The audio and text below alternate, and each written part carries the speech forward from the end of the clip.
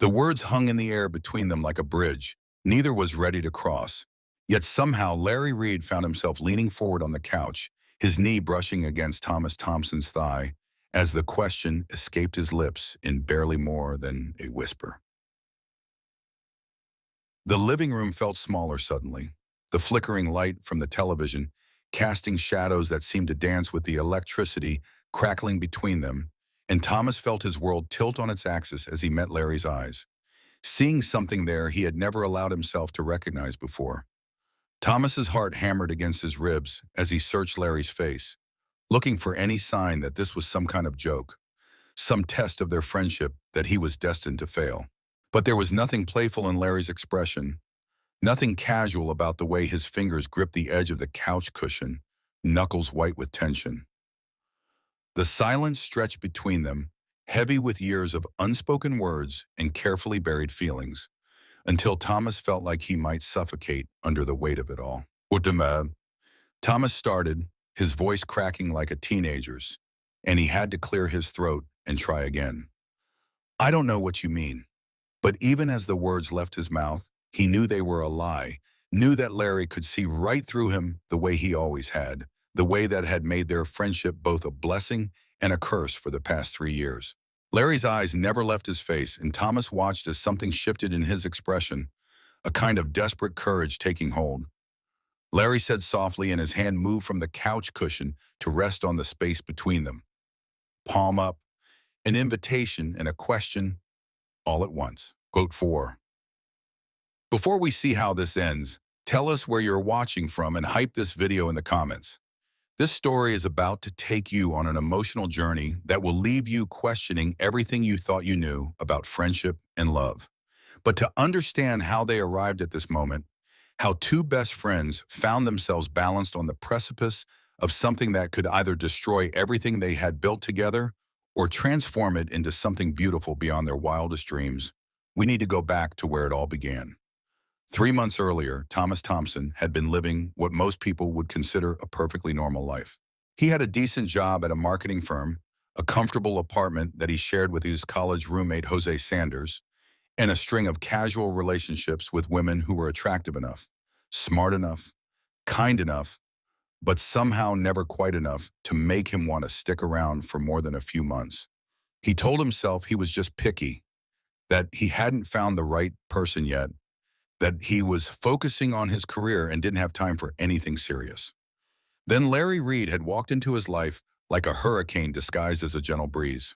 They had met at a coffee shop near Thomas's office, both reaching for the last chocolate croissant at the same time, their hands colliding in a moment that felt like something out of a romantic comedy. Larry had laughed, a sound that seemed to light up the entire room, and gestured for Thomas to take it. He had said with a grin that made Thomas's stomach do strange flips. Doctor's orders. Are you diabetic? Thomas had asked, concerned, and Larry's grin had widened. Quote 8. Larry had extended his hand then, and when Thomas shook it, he felt something electric pass between them, something that made him hold on just a fraction of a second longer than was strictly necessary. He had replied, and somehow they had ended up sharing a table, the chocolate croissant forgotten as they talked for 2 hours about everything and nothing.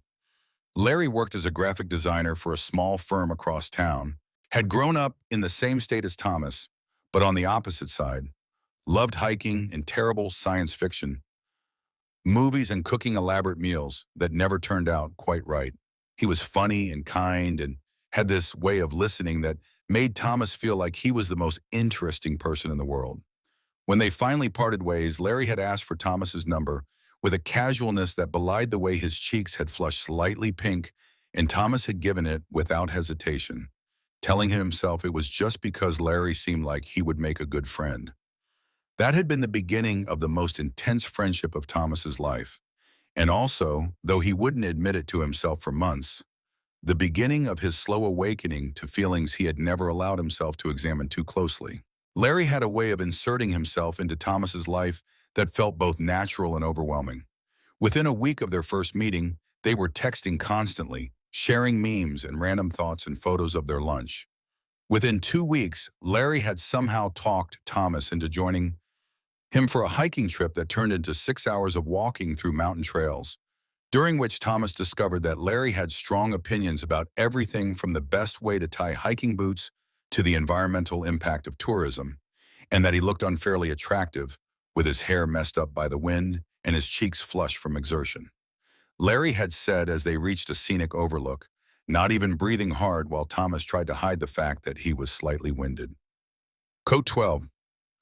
Thomas had replied and Larry had laughed, that same bright sound that seemed to bypass Thomas's brain and go straight to his chest. It's definitely a compliment. I was worried I might have to carry you back down the mountain. Larry had pulled out his phone then, holding it up to capture the view, but when Thomas looked at the photo later, he realized that Larry had angled it to include both of them, their faces close together, both smiling in a way that looked almost couple-like. Thomas had stared at that photo for a long time that night, trying to figure out why it made his chest feel tight and warm at the same time. The friendship had deepened quickly after that. Larry started showing up at Thomas's apartment unannounced, usually bearing coffee or takeout, or some new movie he insisted they had to watch together. He had a key within a month, which Jose had found slightly suspicious, but Thomas had dismissed as perfectly normal for close friends. Larry would sprawl across Thomas's couch like he owned it, feet propped up on the coffee table, completely at ease, in a way that made Thomas's apartment feel more like home than it ever had before. Larry had said one evening, about 6 weeks into their friendship, as they sat watching some terrible action movie that Larry had picked up from a discount bin. They were sharing a bowl of popcorn, and every time their fingers brushed reaching for it, Thomas felt that same electric jolt he had experienced during their first handshake. Quote 15, Thomas had replied, though he was hyper-aware of the way Larry's thigh was pressed against his on the small couch, warm even through the fabric of their jeans. "You're too picky," Larry had said, turning to face him more fully, which only made their proximity more obvious.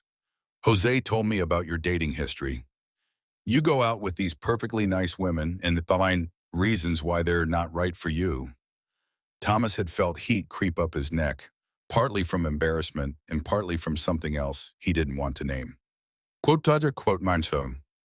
Larry had agreed by quote 20. The question had hung in the air between them, and Thomas had found himself looking at Larry's face, really looking, taking in the way the light from the television highlighted the sharp line of his jaw, the way his dark eyes seemed to hold depths that Thomas wanted to explore. "I don't know, Yeshaman," he had said finally, his voice coming out rougher than intended. "It's been a while." Larry had studied him for a moment, something unreadable flickering across his expression.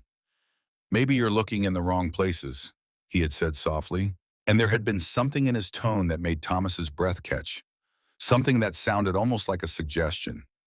But then Larry had turned back to the movie, and the moment had passed, leaving Thomas to wonder if he had imagined the whole thing. That night, after Larry had gone home, Thomas had lain in bed staring at the ceiling, trying to make sense of the feelings swirling in his chest. He had never been attracted to men before, had never even considered the possibility, but there was something about Larry that made him question everything he thought he knew about himself.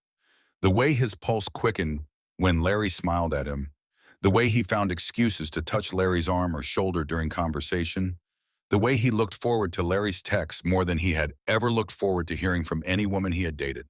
He told himself it was just because Larry was a good friend, the kind of friend he had never had before. He told himself that the fluttering in his stomach when Larry laughed was just appreciation for Larry's sense of humor. He told himself that the way he caught himself staring at Larry's hands, his mouth, the curve of his neck, was perfectly normal for close male friendships. He told himself a lot of things that he knew, even then, were lies. The turning point had come 2 months into their friendship, on a rainy Thursday evening, when Larry had shown up at Thomas's apartment looking uncharacteristically subdued. Thomas had been working late, trying to finish a presentation for the next day, when he heard Larry's key in the lock, followed by the sound of wet footsteps in the hallway. Quote 24. Thomas had called from his desk, not looking up from his laptop screen. Quote 25. Larry had replied, but his usual humor was missing from his voice, replaced by something flat and tired that made Thomas finally glance over. Larry was standing in the doorway to the living room, his hair plastered to his head with rain, his jacket dripping onto the hardwood floor. But it wasn't his disheveled appearance that made Thomas's chest tighten with concern. It was the expression on his face, lost and hurt in a way that Thomas had never seen before. Out of 26, Thomas said, immediately closing his laptop and standing up. Quote to Winston. Larry shook his head, attempting a smile that didn't reach his eyes. It's nothing. Bad day at work. That's all. I just needed to get out of my apartment for a while. Thomas studied his friend's face, noting the tension around his eyes, the way his hands were clenched at his sides. Quote to him, he said gently. Quote Larry nodded gratefully, and Thomas tried not to watch too closely as he peeled off his soaked jacket and pulled his damp sweater over his head, revealing a glimpse of pale skin and the lean muscles of his torso that made Thomas's mouth go dry. He busied himself in the kitchen, putting the kettle on and pulling out mugs, trying to ignore the way his hands shook slightly as he reached for the tea bags. When he returned to the living room with two steaming mugs, Larry was curled up on one end of the couch wearing one of Thomas's old college sweatshirts, which was slightly too big on his smaller frame and made him look younger, more vulnerable. Thomas handed him the tea and settled on the opposite end of the couch, close enough to offer comfort but far enough away to maintain some semblance of the boundaries he was constantly struggling not to cross. Updona, Thomas said after they had both taken a few sips of tea. Larry let out a shaky laugh, the first genuine sound he had made since arriving. Quote, he set his mug down on the coffee table and ran his hands through his still damp hair, leaving it sticking up at odd angles that Thomas found endearingly disheveled. With 34. Thomas waited, sensing that Larry needed time to find his words.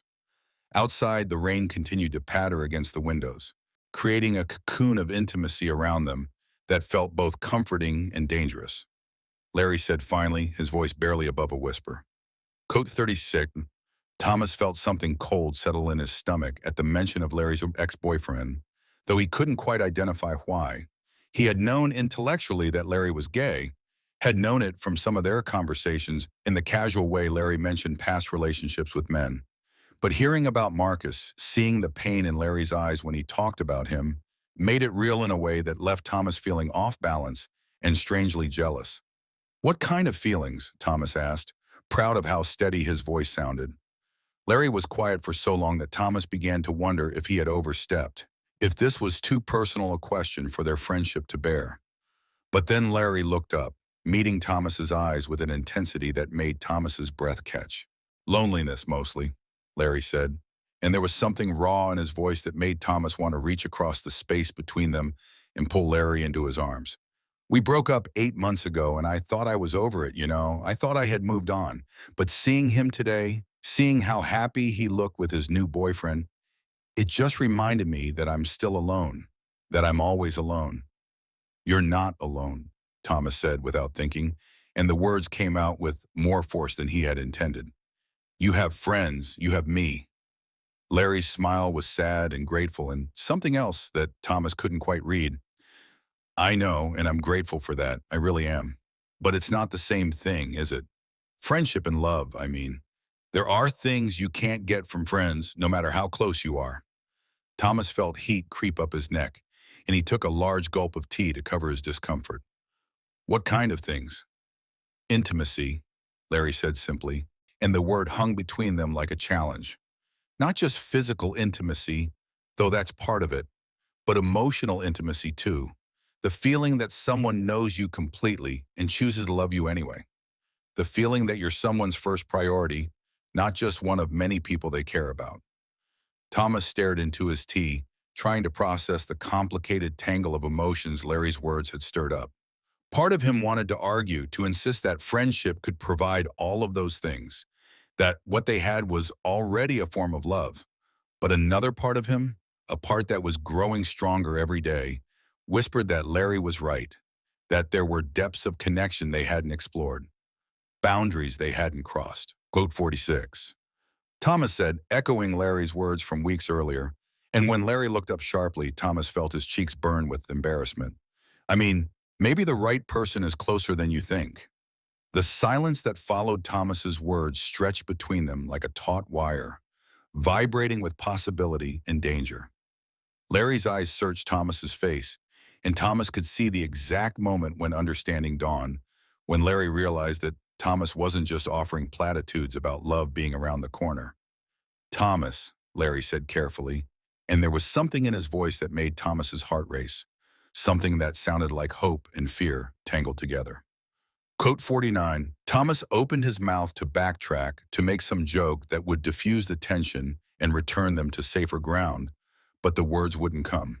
Instead, he found himself leaning forward slightly, drawn by the magnetic pull of Larry's gaze. Thomas began, then stopped, swallowed hard, and tried again. Quote 51, Larry set his mug down with shaking hands, never breaking eye contact. Quote 52, the question hung in the air between them, and Thomas felt like he was standing at the edge of a cliff, about to either fly or fall. Every rational part of his brain was screaming at him to step back, to laugh it off, and to preserve the friendship that had become the most important relationship in his life. But there was another part of him, a part that had been growing stronger every day, that was tired of pretending, tired of lying to himself about what he felt when he looked at Larry. "Was fine," Thomas admitted, his voice barely above a whisper. Quote 54. Larry's breath caught audibly, and Thomas watched as his pupils dilated, as his lips parted slightly in surprise. What way? Thomas felt like his heart might beat right out of his chest. Like, I want to know what it would feel like to kiss you, he said, the words tumbling out before he could stop them. Like, I think about you when you're not here, like maybe what I've been looking for in all those relationships with women was actually sitting right here on my couch the whole time. The confession hung between them, raw and vulnerable, and Thomas immediately wanted to take it back, to pretend he had never said anything. But Larry was looking at him with something that might have been wonder, his eyes bright and intense in the lamplight. You think about kissing me? Larry asked, and his voice was rough with something that made Thomas's skin prickle with awareness. Quarters 59. Thomas admitted, and it felt like stepping off that cliff, like free falling into something terrifying and exhilarating. Larry was quiet for a long moment, and Thomas braced himself for rejection, for the awkward conversation that would follow, for the slow death of the best friendship he had ever had. But when Larry spoke, his words were not what Thomas expected. Larry said softly, and Thomas felt the world shift on its axis. What on this quote? Thomas asked, hardly daring to believe what he was hearing. Larry nodded, a smile tugging at the corners of his mouth. Quote, Thomas felt tears prick at the corners of his eyes, overwhelmed by relief and joy and a love so intense it took his breath away. Quote 65. He said with a shaky laugh. Quote, none, quote, says Larry said gently, and Thomas could see the careful hope in his expression, the way he was trying not to push too hard or assume too much. Quote 68. Thomas nodded, feeling like puzzle pieces were finally clicking into place in his mind. Quote 69. Larry's smile was soft and understanding. Actually, I've known I was gay since I was a teenager, but I've never felt about anyone the way I feel about you. You're not just some guy I'm attracted to, Thomas. You're the person I want to wake up next to every morning and come home to every night. You're the person I want to share everything with. The words hit Thomas like a physical blow, knocking the air from his lungs with their intensity. He had spent so many years dating women and wondering why nothing ever felt quite right, why he always felt like he was playing a role that didn't quite fit. But sitting here with Larry, hearing these words, everything finally made sense. Quote 71. Thomas said, the words spilling out before he could second-guess them. Quote 72. Larry's face lit up with a smile so bright it could have powered the entire city, and before Thomas could process what was happening, Larry was launching himself across the couch, closing the distance between them in one fluid motion. His hands came up to frame Thomas's face, thumbs brushing across his cheekbones with a tenderness that made Thomas's heart stutter. I love you too, Larry whispered, his forehead resting against Thomas's, their breath mingling in the small space between them. 74. Thomas felt like he was drowning in the intensity of Larry's gaze, in the warmth of his hands against his skin, in the impossible reality that his feelings were reciprocated. Can I kiss you? He asked, his voice rough with emotion and desire. Please, Larry breathed, and Thomas closed the distance between them, pressing his lips to Larry's in a kiss that was soft and tentative at first, then deeper as Larry responded with enthusiasm that made Thomas's head spin. Kissing Larry was nothing like kissing the women he had dated, and not just because of the physical differences. There was something about the way Larry melted against him, the way their mouths fit together like they had been designed for this exact purpose, that made Thomas feel like he was coming home after a long journey. Larry's lips were warm and soft, and when he made a small sound of pleasure deep in his throat, Thomas felt it reverberate through his entire body. When they finally broke apart, both breathing heavily, Thomas rested his forehead against Larry's, trying to process the magnitude of what had just happened. "Wow," Larry whispered, his eyes still closed, a smile playing at the corners of his mouth. "Yeah, Thomas agreed, his voice rough. "That was perfect," Larry finished, opening his eyes to meet Thomas's gaze. "Watch out, 81. Thomas felt a laugh bubble up from his chest, giddy with relief and joy, and the intoxicating reality that Larry was here in his arms, looking at him like he was something precious. Quote 82, he said, running his thumb along Larry's jawline, marveling at the way Larry leaned into the touch. "It's real, you're strong," Larry assured him, covering Thomas's hand with his own. Quote 84, they stayed like that for a long moment, just looking at each other, both seeming afraid that if they moved or spoke too quickly, the spell might be broken. But gradually the initial shock began to wear off, replaced by a deeper understanding of what this meant for their relationship, for their lives. Quote 185. Thomas asked, voicing the question that was hovering between them. Larry was quiet for a moment, considering. Quote 86, he said finally. Quote 87. Thomas felt a surge of gratitude for Larry's thoughtfulness, for the way he was trying to make this as easy as possible despite his own feelings. "I don't need to figure everything out," Thomas said firmly. "I know how I feel about you, and that's enough for now. The rest we can figure out as we go." Larry's smile was radiant. Quote 90. Thomas considered this, thinking about what he would be giving up and what he would be gaining. The friendship with Larry had been the best relationship of his life, but the possibility of something deeper, something more intimate and complete, was too precious to pass up. Quote 91. Thomas said with certainty, quote 92. Larry leaned in to kiss him again, slower this time, more deliberate, and Thomas felt himself melting into the warmth of it, into the promise of all the kisses to come. When they broke apart, Larry settled against Thomas's side, his head on Thomas's shoulder, and Thomas wrapped his arms around him, marveling at how perfectly they fit together. "What did I do?" Larry murmured against Thomas's neck, his breath warm against Thomas's skin. Thomas laughed, pressing a kiss to the top of Larry's head. "I was thinking the same thing. Maybe we could spend the day talking, figuring out what this means for us." "Talking," Larry agreed, then lifted his head to give Thomas a mischievous look. Among other things, Thomas felt heat pool in his stomach at the implication, at the promise in Larry's eyes. Quote 98. He agreed and leaned down to kiss Larry again, losing himself in the taste and feel of the man he loved. They spent the rest of the evening on the couch, alternating between deep conversations about their feelings and their future, and long stretches of kissing that left them both breathless and wanting more. Thomas discovered that Larry was an incredibly tactile person, constantly touching Thomas's face or running his fingers through his hair, and that these small gestures sent electricity racing through Thomas's entire body. Larry confessed as they lay tangled together, Thomas's head pillowed on Larry's chest. Quote 100. Thomas tilted his head to look up at Larry, feeling his cheeks warm with pleasure at the admission. Larry said with a grin. Thomas asked, genuinely curious. Larry was quiet for a moment, his fingers combing through Thomas's hair in a soothing rhythm. "I don't know," he said finally. "Probably would have driven myself crazy trying to read signs that weren't there. Maybe eventually I would have convinced myself I was imagining everything and tried to move on." The thought of Larry trying to move on, of him dating someone else while Thomas remained oblivious to his own feelings, made Thomas's chest tighten with something that felt like panic. He said, pressing a kiss to Larry's collarbone, "I'm glad we figured it out." "Me too," Larry agreed, his voice soft with contentment. "Though I have to admit, I'm a little nervous about what happens next." Thomas lifted his head again.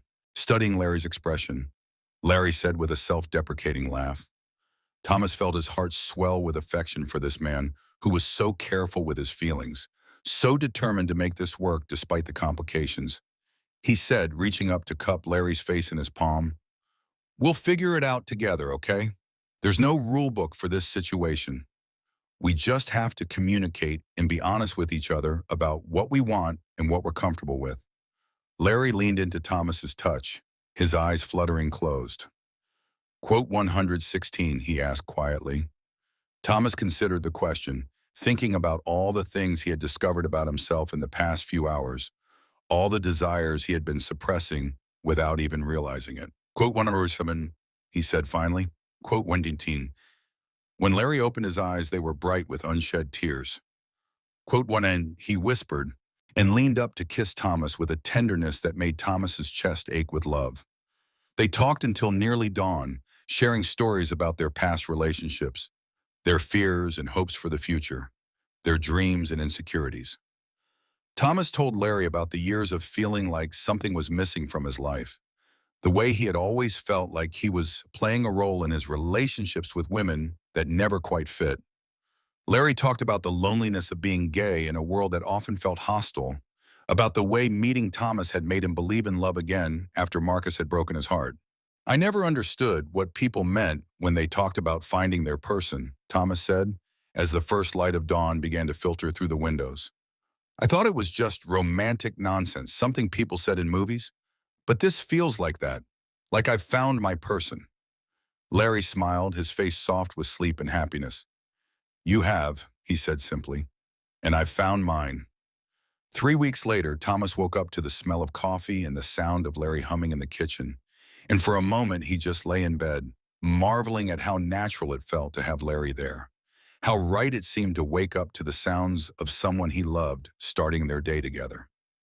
The transition from friends to lovers had been smoother than either of them had expected, though not without its challenges. There had been awkward moments, conversations about boundaries and expectations, times when Thomas felt overwhelmed by the intensity of his feelings and needed space to process. But through it all, Larry had been patient and understanding, giving Thomas the room he needed while making it clear that he wasn't going anywhere. Jose had been surprisingly supportive when Thomas finally worked up the courage to tell him what was happening. He had said with a grin, quote 125. Thomas's parents had been a different story. The conversation with them had been one of the hardest things Thomas had ever done, explaining that he was in love with a man, that this wasn't a phase or an experiment, but something real and permanent. His mother had cried, his father had been silent for a long time, and there had been weeks of tense phone calls and careful conversations. But gradually, as they saw how happy Larry made Thomas, they had begun to come around, Larry said as Thomas padded into the kitchen wearing nothing but boxers and one of Larry's t-shirts, which had somehow become his preferred sleepwear. "Morning," Thomas mumbled, still not fully awake, and wrapped his arms around Larry from behind, pressing a kiss to the back of his neck. This had become their morning ritual, this moment of connection before the day pulled them in different directions. Larry leaned back against Thomas's chest, and Thomas could feel him smile. Larry said, gesturing to the mug waiting on the counter. Quote one, quote wordy, and Thomas said, but he was smiling as he said it, still amazed by the way Larry paid attention to the small details, the way he made Thomas feel cared for in ways he had never experienced before. Quote 131, Larry replied, turning in Thomas's arms to face him. His hair was sticking up at odd angles, and there was a small coffee stain on his shirt, and Thomas thought he had never looked more beautiful. "I love you," Thomas said, the words still feeling new and miraculous even after 3 weeks of saying them daily. "I love you too," Larry replied and kissed him softly, tasting like coffee and toothpaste and home. They had fallen into a rhythm that felt as natural as breathing. Larry had officially moved in the week before, though most of his belongings had been gradually migrating to Thomas's apartment since their first night together. They cooked dinner together most evenings, took turns choosing movies for their Netflix binges, and had developed an elaborate system for sharing bathroom time in the mornings that somehow always ended with them both being slightly late for work. Quote 134, Larry asked as they sat at the small kitchen table, sharing the newspaper and stealing bites of each other's breakfast. I was thinking we could go to that farmer's market you mentioned, Thomas said, looking up from the sports section. Maybe pick up some ingredients for that pasta dish you've been wanting to try. Larry's face lit up with enthusiasm. Quote 137. Thomas laughed at Larry's obvious delight.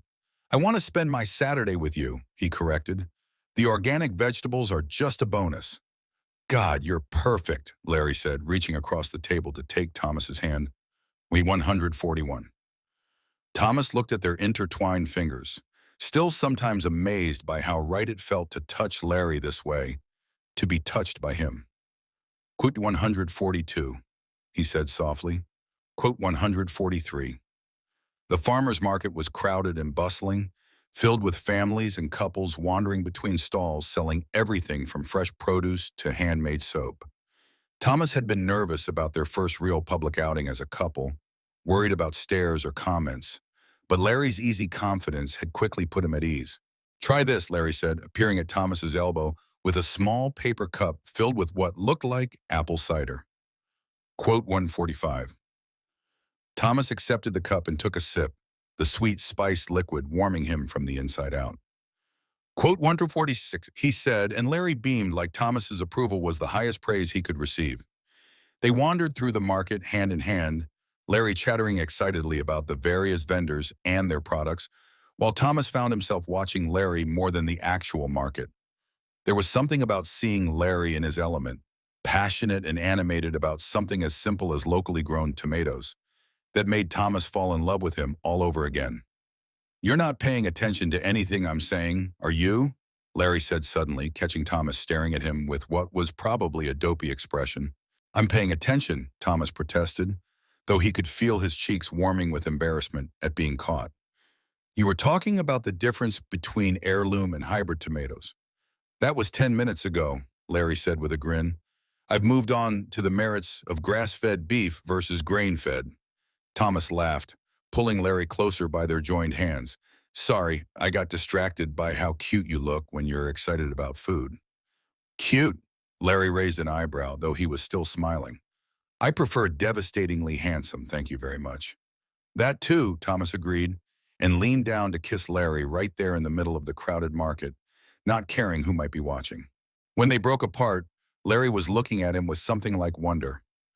I can't believe you're mine, he said softly, and Thomas felt his heart skip a beat at the possessiveness in Larry's voice, at the way being claimed by this man felt like the most natural thing in the world. Quote 157, Thomas said, squeezing Larry's hand. I'm yours, completely. They finished their shopping and headed home laden with bags full of fresh vegetables, artisanal bread, and the ingredients for the elaborate pasta dish Larry had been planning.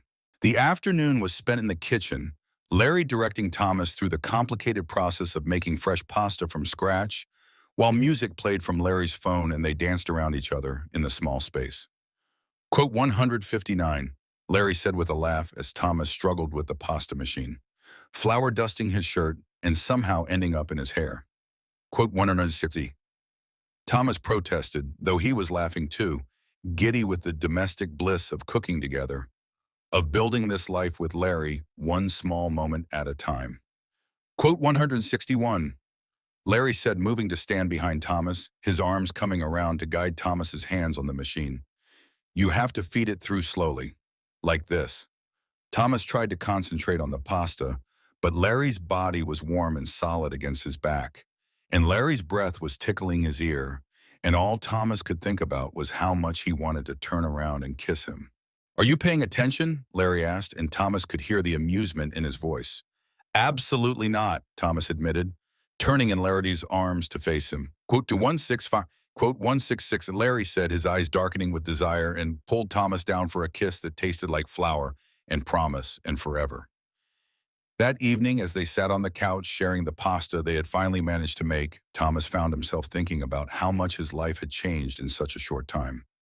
3 months ago, he had been going through the motions of a life that felt hollow and incomplete, dating women he didn't really connect with, working at a job that paid the bills but didn't inspire him, existing rather than truly living. Now, with Larry curled up against his side, both of them pleasantly full and content, Thomas felt like he was finally living the life he was meant to live. It wasn't just about the romantic relationship, though that was certainly a huge part of it. It was about the way Larry challenged him to be better, to think differently, to embrace parts of himself he had never acknowledged before. "What are you thinking about?" Larry asked, looking up from where his head was resting on Thomas's shoulder. Quote 168. Thomas said, running his fingers through Larry's hair, "How much better everything is." Larry smiled, that soft, private smile that Thomas had learned was reserved just for him. Better how? Thomas considered the question, trying to find words for the profound shift that had occurred in his life. "I feel like myself for the first time," he said finally. "Like I've been wearing a costume that didn't quite fit, and now I can finally take it off and just be who I really am." "And who are you, really?" Larry asked, his voice gentle and curious. "I'm the guy who's madly in love with his best friend," Thomas said without a hesitation.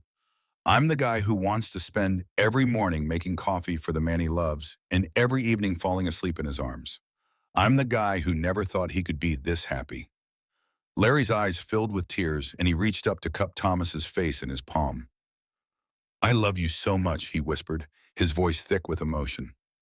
"I love who you are when you're with me, and I love watching you discover new things about yourself." "I love you too," Thomas replied, leaning into Larry's touch.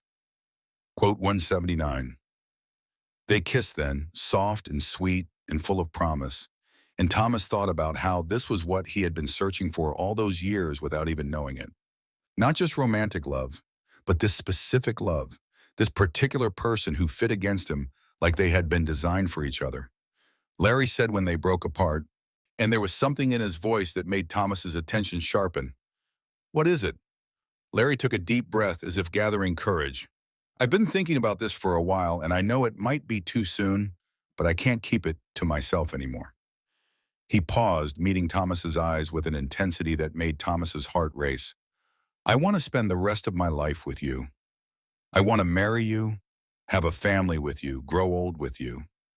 I know we've only been together for 3 weeks, and I know you're still figuring out your sexuality, but I've never been more sure of anything in my life."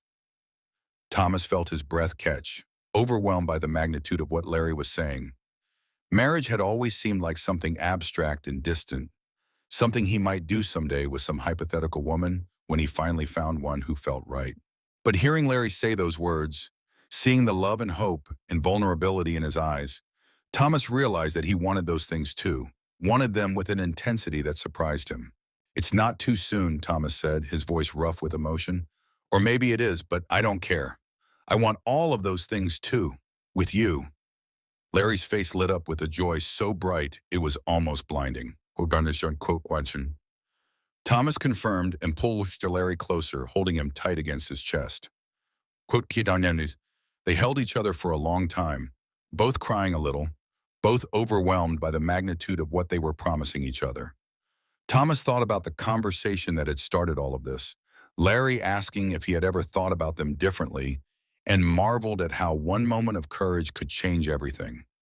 6 months later, Thomas stood in front of the bathroom mirror, adjusting his tie for the third time and trying to calm the nervous flutter in his stomach. Today was the day he was going to propose to Larry, and despite the fact that they had already talked about marriage, despite knowing that Larry would say yes, Thomas felt like he might throw up from nerves. Jose called from the bedroom, where he was helping Thomas get ready. Thomas replied, turning away from the mirror to face his roommate and best man. 2. Jose rolled his eyes affectionately. Quote, 3. Thomas took a deep breath, trying to absorb Jose's words and calm his racing heart. The plan was simple. He was taking Larry to the same hiking trail where they had spent their second day together, to the scenic overlook where Larry had taken that first photo of them together.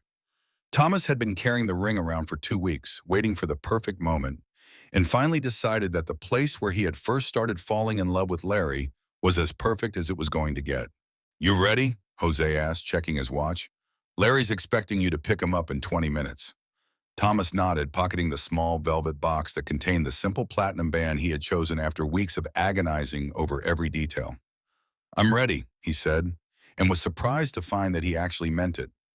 The drive to Larry's apartment was a blur of nervous energy and anticipation. Thomas had been planning this proposal for months, Ever since the night Larry had first mentioned wanting to spend their lives together, and now that the moment was finally here, he felt like he might vibrate right out of his skin with excitement. Larry was waiting outside his building when Thomas pulled up, looking unfairly handsome in hiking clothes and a jacket that brought out the color of his eyes. He climbed into the passenger seat with a smile that made Thomas's heart skip a beat, just like it had every day for the past 9 months. Ready for our adventure? Larry asked, leaning over to give Thomas a quick kiss that tasted like coffee and toothpaste and home. More ready than you know, Thomas replied, and meant it in more ways than Larry could possibly understand.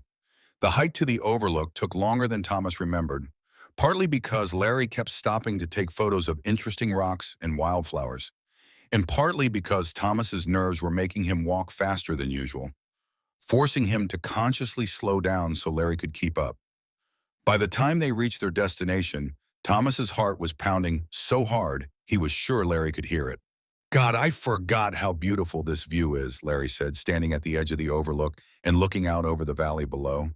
I'm so glad you suggested coming back here. Thomas moved to stand beside him, trying to memorize this moment. The way Larry looked with the wind ruffling his hair and the afternoon sun casting golden light across his profile. This is where I first realized I was falling in love with you, Thomas said, and Larry turned to look at him with surprise. Really? I thought that happened later, when we were watching that terrible movie on your couch. Thomas shook his head, smiling at the memory. That's when I admitted it to myself, but it started here. You were taking that selfie of us, and I looked at the photo later and realized that I looked at you the way people look at someone they're in love with. It scared the hell out of me. Larry's expression softened, and he reached for Thomas's hand. I fell in love with you that first day in the coffee shop, he confessed. When you insisted I take the croissant even though you had gotten there first. I knew right then that you were someone special, someone worth knowing. Thomas felt tears prick at the corners of his eyes, overwhelmed by love and gratitude for this man who had changed his entire world. Larry, he said, his voice rough with emotion, and then he was dropping to one knee, pulling the ring box from his pocket with shaking hands. Larry's gasp echoed across the overlook, his free hand flying to cover his mouth as his eyes filled with tears. He whispered, and there was so much love in his voice that Thomas felt like his heart might burst from happiness. Thomas began, his prepared speech flying out of his head as he looked up at Larry's beautiful tear-streaked face. I know we've said we want to spend our lives together, but I wanted to make it official, to ask you properly. He opened the ring box with trembling fingers, revealing the simple band that had seemed so perfect when he chose it. Larry Reed, will you marry me? Will you be my husband and my best friend and my partner in everything for the rest of our lives? Larry was crying openly now, tears streaming down his face as he looked down at Thomas kneeling before him with the ring box in his hands. Yes, he said, his voice breaking with emotion. Yes, of course, yes. 1,000 times yes. Thomas felt like he might faint with relief and joy as he slipped the ring onto Larry's finger with hands that shook so badly he almost dropped it twice. But then Larry was pulling him to his feet and kissing him with a passion that made Thomas forget about everything else in the world except the taste of Larry's mouth and the feeling of Larry's arms around him. Wapiton, Larry whispered against Thomas's lips when they finally broke apart, both of them breathing hard and crying and laughing all at the same time. I can't believe you're going to be my husband. I can't believe you said yes, Thomas replied, though he was grinning so hard his face hurt. I was so nervous I thought I might throw up. Larry laughed, the sound bright and joyful in the mountain air. I've been waiting for you to ask for months. I was starting to think I was going to have to propose to you myself. Really? Thomas asked. Surprise. You knew I was planning to propose?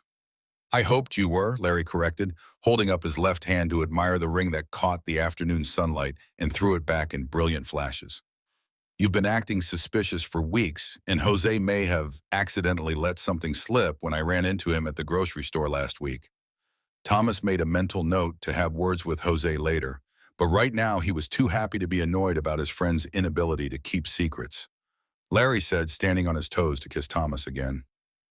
Quote 224. They stayed on the overlook until the sun began to set, talking about their future and making tentative plans for a wedding that would be just small and intimate and perfect. Thomas thought about how much his life had changed since that rainy night when Larry had shown up at his apartment, heartbroken over his ex. How one moment of courage and honesty had led to this incredible happiness. Larry asked, noticing Thomas's contemplative silence. "Just how lucky I am," Thomas replied, pulling Larry closer against his side as they watched the sky turn brilliant shades of orange and pink. "How lucky we both are to have found each other." "I don't think it was luck," Larry said thoughtfully. "I think we were meant to find each other. I think all those years of dating the wrong people and feeling like something was missing were just leading us to this moment, to each other." Thomas considered this, thinking about all the choices and circumstances that had led him to that coffee shop on that particular day, to reaching for the same croissant as the man who would become his everything. "Maybe you're right," he said finally. "Maybe this was always supposed to happen." "I know it was," Larry said with certainty, turning to look at Thomas with eyes that held all the love and promise in the world. "And I know that whatever comes next, we'll face it together." Thomas kissed him then, soft and sweet and full of all the love he couldn't put into words, and thought about how this was just the beginning of their story, how they had a whole lifetime of moments like this ahead of them. The question that had started it all, Larry asking if he had ever thought about them differently, had opened a door that neither of them could close, had led them to a love that was deeper and more complete than either of them had ever imagined possible. As they made their way back down the mountain trail, hand in hand, Thomas felt like the luckiest man in the world. He had found his person, his soulmate, his best friend and lover and future husband, all wrapped up in one perfect package. And it had all started with one moment of courage, one question that had changed everything. Sometimes the most beautiful love stories are the ones that catch you completely off guard, the ones that make you question everything you thought you knew about yourself and discover that love has no boundaries. Until no rules, no limitations except the ones we place on ourselves. Thomas and Larry had learned that love isn't about gender or sexuality or fitting into neat categories. It's about finding someone who makes you feel complete, someone who sees all of your flaws and loves you anyway, someone who makes you want to be the best version of yourself.